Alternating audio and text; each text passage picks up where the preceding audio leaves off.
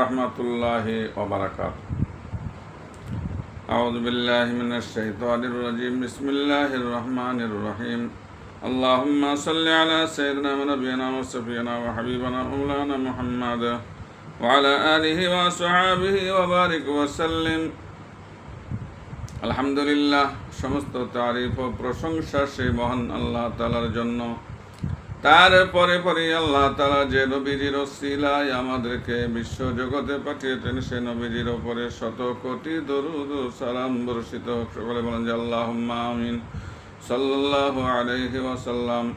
অন্যান্য নবী আলাইহিস সালাম গণের আমাদের নবীজির উম্মত হওয়ার জন্য দোয়া করেছিলেন। আমরা দোয়া না করলেও তিনি যে আমাদেরকে মেহেরবানি করে এ নবীজির উম্মত করে পাঠিয়েছেন, সেজন্য আল্লাহর কাছে শুকরিয়া আদায় করি। বলেন আলহামদুলিল্লাহ।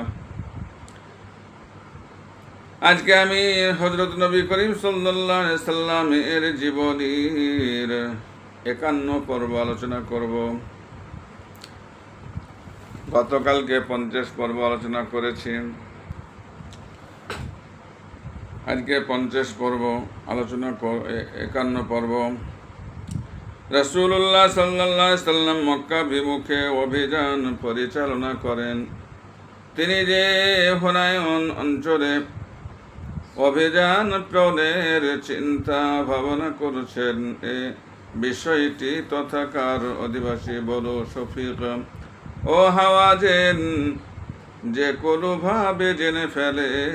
তাই মক্কা বিজয় অভিযান পরিচালিত হবার কালে বনু শফিক ও হাওয়াজেন তাদের মিত্র কুরাইশদেরকে কোনো প্রকার সাহায্য করার চিন্তা ভাবনা পরিত্যাগ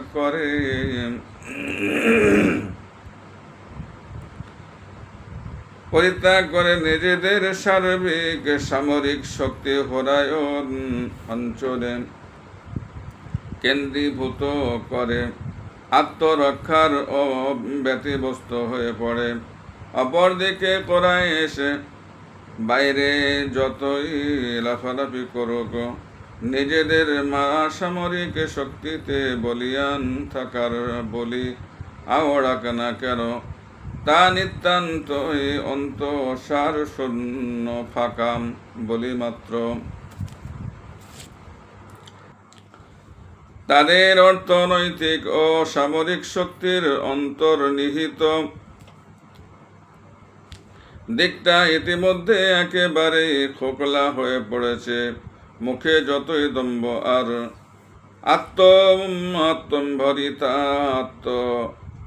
আত্মম্ভরিতার প্রলাপ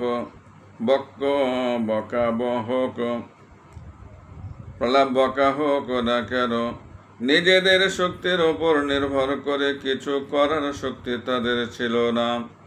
নৈতিক দিক থেকেও তারা আরব গোত্রগুলোর দৃষ্টিতে নিতান্তই হ্যায় হয়ে পড়েছে।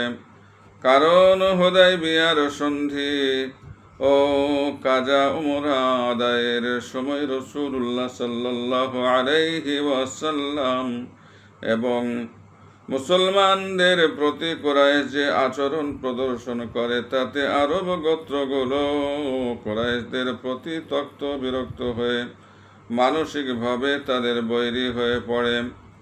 ওদিকে মক্কার অধিবাসীদের অনেকেই কুরাইশের দৃষ্টির অন্তরালে রাসূল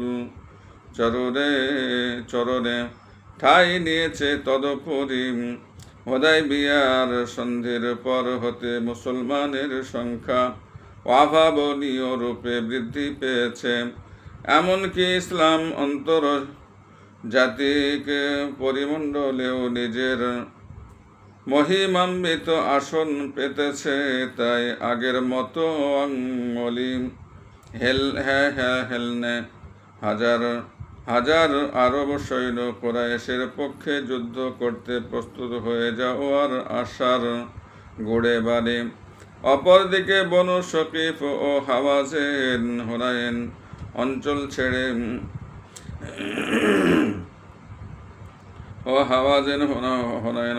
ছেড়ে কুরাইশের সাহায্যে বের হবে না।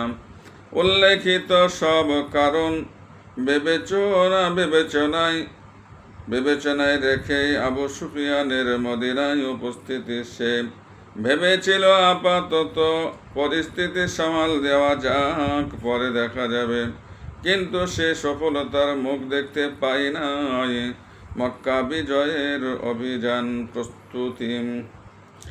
মক্কায় প্রেরিত দূত প্রত্যাবর্তন করলে রাসূলুল্লাহ সাল্লাল্লাহু আলাইহি সাল্লাম কুরাইশের সিদ্ধান্তের কথা জেনে খুবই দুঃখিত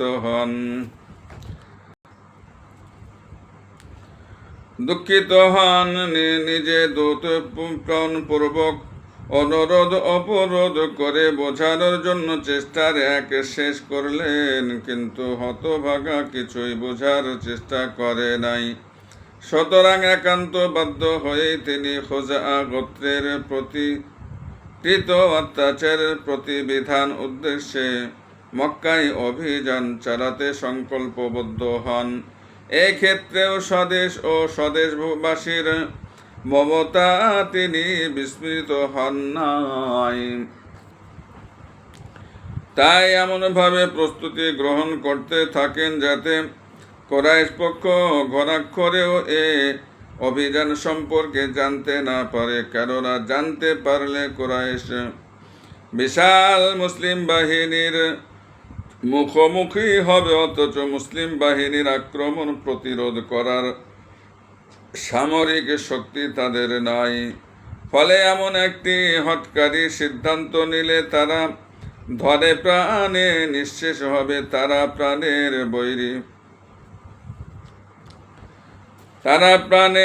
বৈরী ইসলাম প্রচার বাপ দেশে অথবা অকথ্য অত্যাচার নির্যাতন চালিয়েছে সত্য, কিন্তু তার পরেও তো স্বদেশবাসী স্বজনবর্গ, সুতরাং স্বদেশবাসী আর স্বজাতি স্বজনবর্গের জন্যই তিনি গোপনে প্রস্তুতি গ্রহণের সিদ্ধান্ত নেন। এমনকি প্রথম দিকে হযরত আবু বকর রাদিয়াল্লাহু তাআলা আনহু ও এই অভিযান সম্পর্কে কিছুই জানতেন না।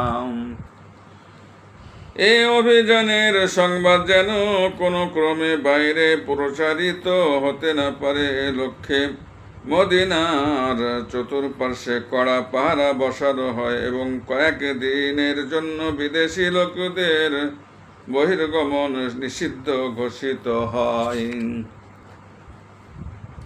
হযরত হাতিব রাদিয়াল্লাহু তাআলা আনহু এর পদঙ্খলন। হিজরতকালে হযরত হাতিব বিন আবি বালতাআ রাদিয়াল্লাহু তাআলা আনহু নিজের পরিবার বর্গ মক্কায় রেখে আসেন।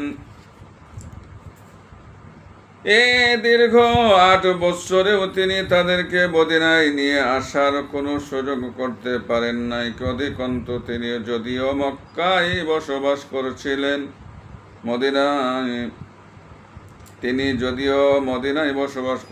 কিন্তু তিনি কুরাইশ নন। রাসূলুল্লাহ সাল্লাল্লাহু আলাইহি সাল্লামের মক্কা অভিযানের প্রস্তুতি দেখে তিনি নানা শঙ্কায় শঙ্কিত হয়ে পড়েন। তিনি ভাবলেন, মুসলিম বাহিনী মক্কা আক্রমণের সময় তার পরিবারবর্গ কোথাও গিয়ে দাঁড়াতে বা কারো সাহায্য সহানুভূতি পেতে পারে এমন কোনো সুযোগ নাই। তাই কুরাইশকে এই অভিযানের সংবাদ প্রবান্নে অবহিত করলে তার পরিবারবর্গের সাময়িক নিরাপত্তা লাভের একটা ব্যবস্থা হতে পারে।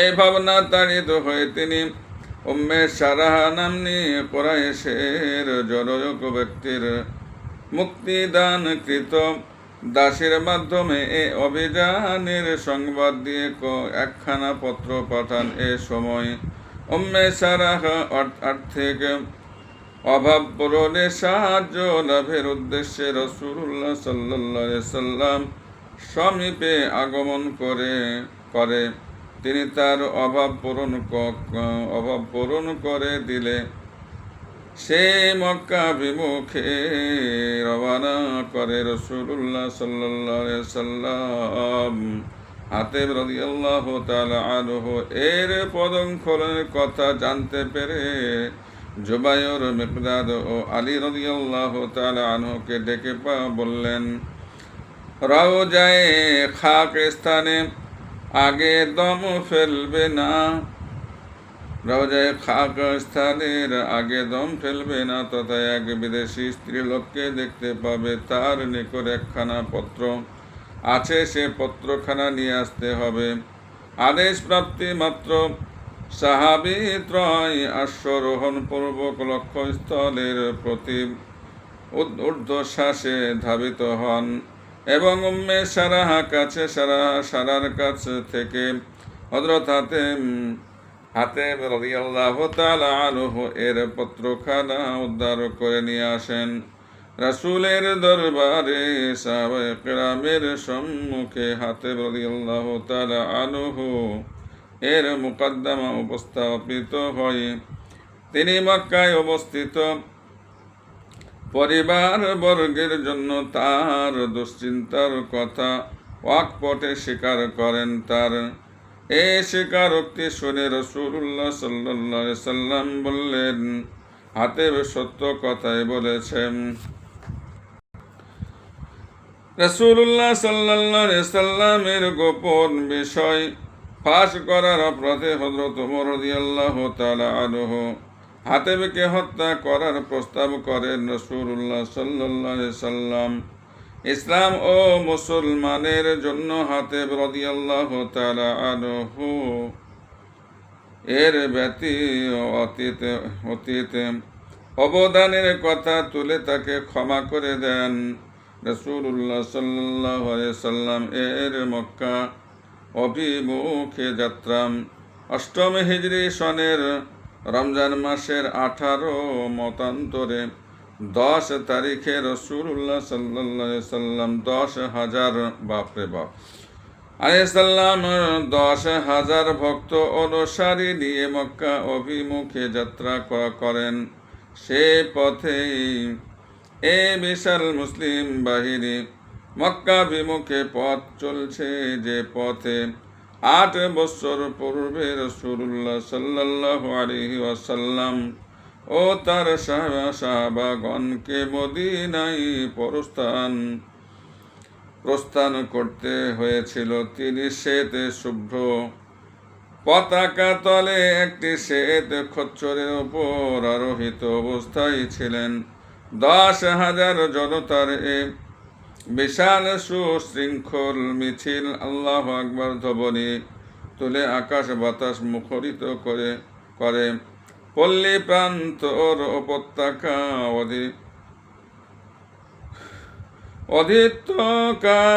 উপত্যকা অতিক্রম করে যথাসময়ে মক্কার নিকটস্থ মাররোজ মাহশাজাহরান উপত্যকায় শিবির স্থাপন করে।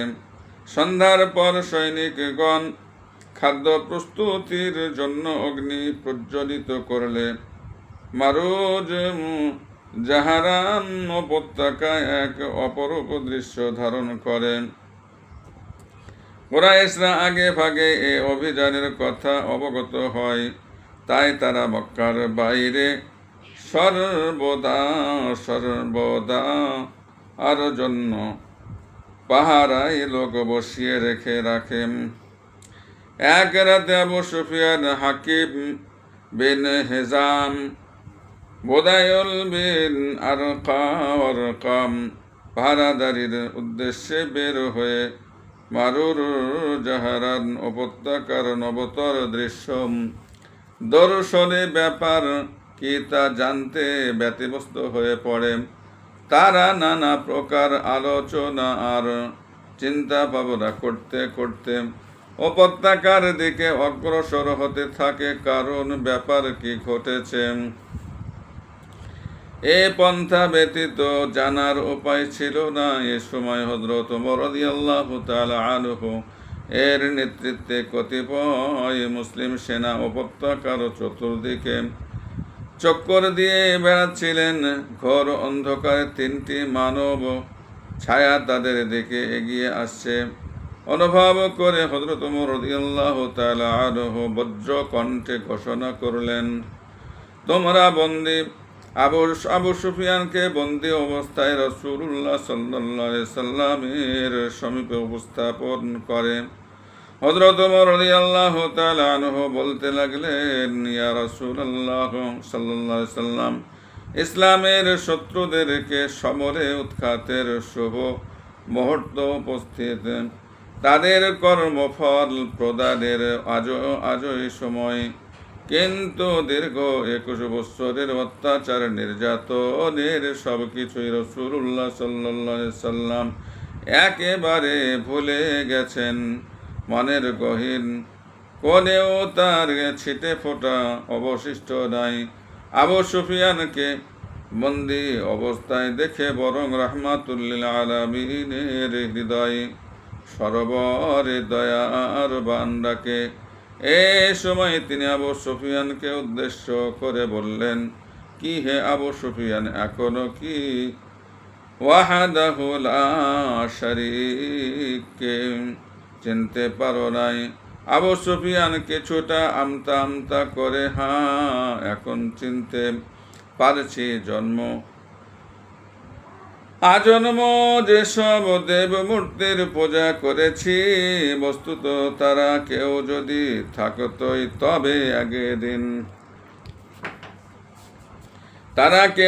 থাকতই তবে এদিনে তার হতভাগা পূজারীদের প্রতি দয়ার মুখ তুলে তাকাত। আবু সুফিয়ানের মনোজগতে এতটুকু যুক্তি জিজ্ঞাসার সৃষ্টি হয়েছে দেখে রাসূলুল্লাহ সাল্লাল্লাহু আলাইহি সাল্লাম আনন্দিত চিত্তে তাকে জিজ্ঞেস করলেন, আমি আল্লাহর সত্য রাসূল, এ ব্যাপারে এখনো তোমার কোনো প্রকার আমি আল্লাহর সত্য রাসূল, এ ব্যাপারে এখনো তোমার কোনো প্রকার সন্দেহ সংশয় রয়েছে কি? আবু সুফিয়ান নির্ভীক চিত্তে জবাব দিল, এখনো কিছু সন্দেহ রয়েছে। এসব সংলাপের কিছু পরে আবু সুফিয়ান ইসলাম গ্রহণ করে ধন্য হন। এই অবস্থায় তিনি চলে যেতে চাইলে রাসূলুল্লাহ সাল্লাল্লাহু আলাইহি সাল্লাম তাকে সকাল পর্যন্ত থেকে যেতে আদেশ করেন। সুবহে সাদেকের সময় হযরত বিলাল রাদিয়াল্লাহু তাআলা আনহু এর কণ্ঠে সমুচ্চ স্বরে আযান ধ্বনিত হয়। হযরত বিলাল রাদিয়াল্লাহু তাআলা আনহু এর কণ্ঠে সমুচ্চ স্বরে আযান ধ্বনিত হয়। সাহাবায়ে কেরাম নামাজ আদায় করেন। নামাজ শেষে যাত্রার আদেশ হলে মুসলিম বা শিবিরে সাজ রব পড়ে যায়। আবু সুফিয়ান হযরত আব্বাস রাদিয়াল্লাহু তাআলা আনহু এর সাথে উপত্যকায় বসে এ দৃশ্য নয়নে অবলোকন করছেন। এই সময় বিভিন্ন গোত্রের বীর মুজাহিদগণ দলে বিভক্ত হয়ে মক্কা বিমুখে যাত্রা করেছেন। দলের পর দল মুসলিম সৈন্য পতাকা হাতে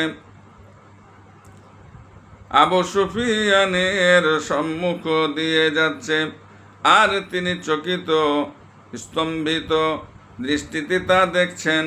কিছুক্ষণ পরেই আনসার দল তার দৃষ্টিপথে সমাগত হয়। এই দল অতি শান শৌকতে পথ চলছে। হযরত সাদ বিন উবাদা রাদিয়াল্লাহু তাআলা আনহু আনসার দলের নেতৃত্ব দিচ্ছেন। তিনি মানসিক উত্তেজনার অধিক্যে অসাবধানতা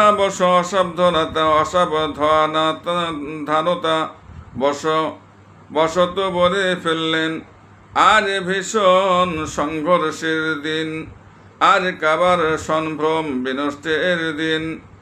এই কথা আবু সুফিয়ান বিলাপের স্বরে হযরত আব্বাস রাদিয়াল্লাহু তাআলা আনহু এর সাহায্য ও প্রার্থনা করতে থাকেন। এরপরে মুহাজির সৈন্যদের আগমন ঘটে। রাসূলুল্লাহ সাল্লাল্লাহু আলাইহি সাল্লাম এই দলের সঙ্গে ছিলেন। রাসূলুল্লাহ সাল্লাল্লাহু আলাইহি সাল্লামকে দেখে আবু সুফিয়ান আর্তনাদ করে উঠে জিজ্ঞেস করলেন, মুহাম্মদ, তুমি কি তোমার স্বজনবর্গকে হত্যার আদেশ করেছ?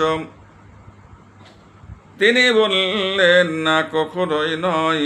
এবার আবু সুফিয়ান হযরত সাদ বিন আবু ওবাদা রাদিয়াল্লাহু তাআলা আনহু এর উক্তির কথা বলে করুণা প্রার্থীর মতো ফেলফেল নেত্রে রাসূলুল্লাহ সাল্লাল্লাহু আলাইহি সাল্লামের প্রতি তাকিয়ে থাকেন। তিনি আবু সুফিয়ানকে বললেন, সাদের উক্তি ঠিক নয়, আজ প্রেম